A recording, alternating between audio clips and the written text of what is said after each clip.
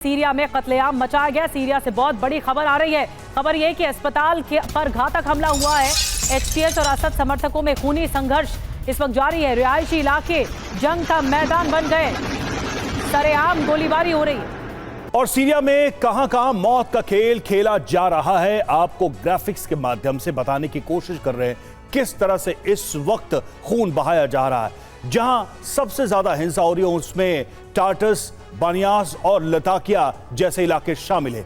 ये सभी इलाके पश्चिमी सीरिया तट पर हैं और यहां अलावी मुस्लिम समेत ईसाई भी हैं। रिपोर्ट्स के मुताबिक उन पर भी जुल्म किया जा रहा है, उनकी भी हत्याएं की जा रही हैं।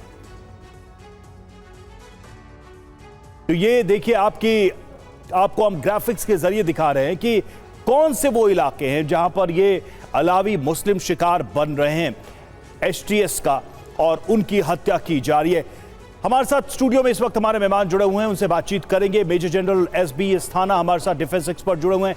Air vice marshal OP Tiwari हमारे साथ डिफेंस एक्सपर्ट इस वक्त। Navy captain Shyam Kumar defence expert हमारे साथ जुड़े हैं। अभिषेक प्रताप सिंह विदेश मामलों के जानकार और सुमित चौधरी हमारे संवाददाता इस वक्त जुड़े हुए हैं। सुमित, बात कुल मिलाकर यह है कि क्या असद वापसी की कोशिश कर रहे हैं और ये जो बर्बरता की जा रही है ये अलावी मुस्लिमों पर या फिर जो माइनॉरिटीज हैं उसमें क्या मैसेज देने की कोशिश की जा रही है एचटीएस की तरफ से कि वो इतने ताकतवर हैं कि कोशिश असद के समर्थक कितने भी कर लें वो यहां से नहीं हिलने वाले। देखिए, असद का आना तो अभी की परिस्थिति में ना के बराबर है, क्योंकि लगातार असद, अगर लताकिया की बात कर ले, टॉटस की बात कर लीजिए, इन दो प्रोविंसेस के अलावा उनका जो बेस है वो पूरी तरीके से गायब हो चुका है। लेकिन इंपॉर्टेंट ये है कि आखिरकार इन दो प्रोविंसेस में ही जो अलवाइती ग्रुप हैं या फिर आप कह सकते हैं कि जो सबसे ज़्यादा फायर फाइट क्यों चल रहा है, वो इसलिए चल रहा है क्योंकि लगातार रूस इन दोनों जगहों पर दोबारा से अपने आप को रिएक्टिवेट कर रहा है। वो लगातार यहाँ पर अपने वैगनर ग्रुप या फिर आप कह सकते हैं कि अपनी जो नेवल बेसिस हैं उनको मेंटेन करने में लगा। और इसके पीछे की बड़ी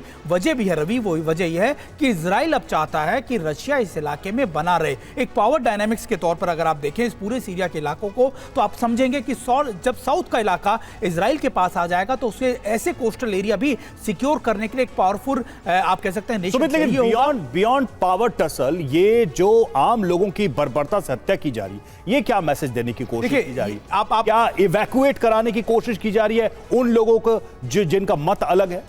देखिए, ये सीरिया में हो, इराक में हो, हर जगह पर जब भी कोई रिबेलियन ग्रुप इस तरीके से पावर में आता है तो निश्चित तौर पर वो किसी भी आप कह सकते हैं कि उसके विरोध में कोई आवाज उठती है उसके खिलाफ ऐसे ही बर्बरता का इस्तेमाल करता है।